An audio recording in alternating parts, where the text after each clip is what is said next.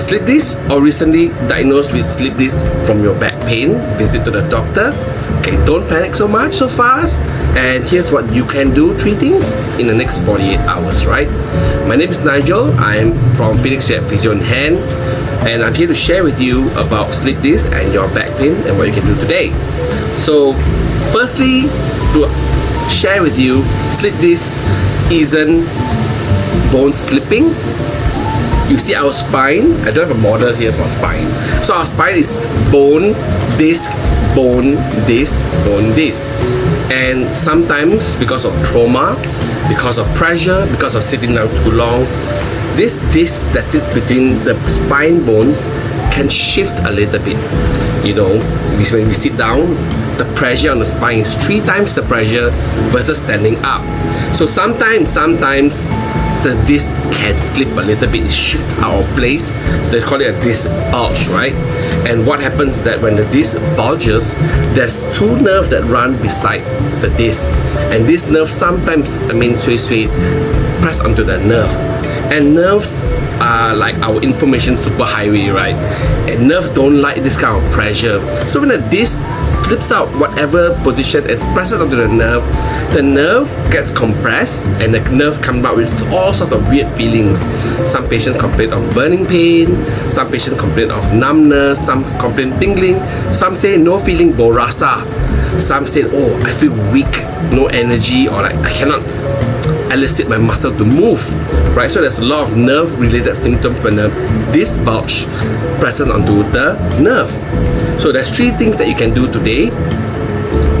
Step number one, don't stay in bed the whole day, okay? What I shared earlier, if you sit down or if you lie down the whole day, what happens is that your body rests. The rest is nice. When it's time to sleep, you sleep. But if you rest the whole time, right, your body becomes weaker, so your muscles also become weaker. What happens is that when your muscles become weaker, there's even less support to your spine, and then it will cause more symptoms, more disc bulge symptoms. That's why when it's time to wake up, we don't recommend patients to lie down the whole day. Time to sleep, again, as I said, time to sleep, you sleep. But when you're up, when you're working, or even though you're resting at home, it's good to be active, walk around, short, frequent walks, short, frequent bursts of moving around beats total rest 100% of the time. That's number 1, okay? Stay a bit active, at least keep yourself active. Number 2, avoid long sitting. I know I sit a lot. You see, all my videos I am sitting with you, right? But for you who are diagnosed with slip disc, it's best to avoid long sitting at a one whole stretch.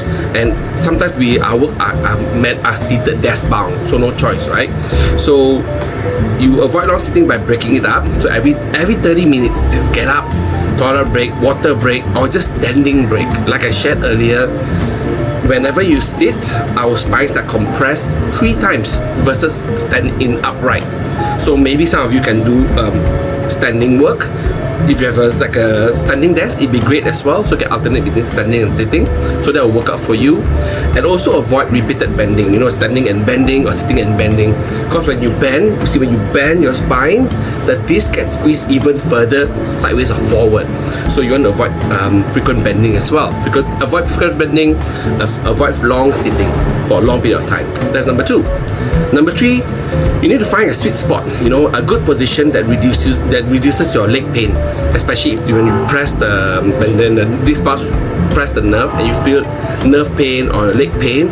If you can find a position that relieves this leg pain, always start from there, okay? And find more and more position that provides relief for your pain. If the leg pain eases when you stand or gently arch your back, I will show you a photo how you gently arch your back, and that's a good sign. So those are 3 steps that you can do today if you are diagnosed with slip disc. Now, red flag, if you find that your leg weakness or your weakness from your slip disc is getting worse, you find that your numbness around your groin, if you find that you have issues holding your bladder or your bowel, it's an emergency. Go to A&E immediately, okay? So that's a red flag. But if your condition is getting better, it should get better within 7-10 days, then continue, okay?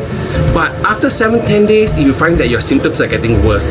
Your numbness is getting worse, your weakness is getting worse, but not that worse such that you need to go A&E. Drop us a call, drop us a text, reach out to us, okay? Our spine physio can help you relieve or calm down the nerves of your spine, fix the root cause of slip disc. Most of the time, slip disc don't need surgery one, okay? Especially really mild ones or mild to moderate ones, right? So some do need, but most of the time, the spine physiotherapy can help with slip disc. So if you have any questions, just hit me up in the comments below, reach out to me, and I'll catch you in the next video. Bye!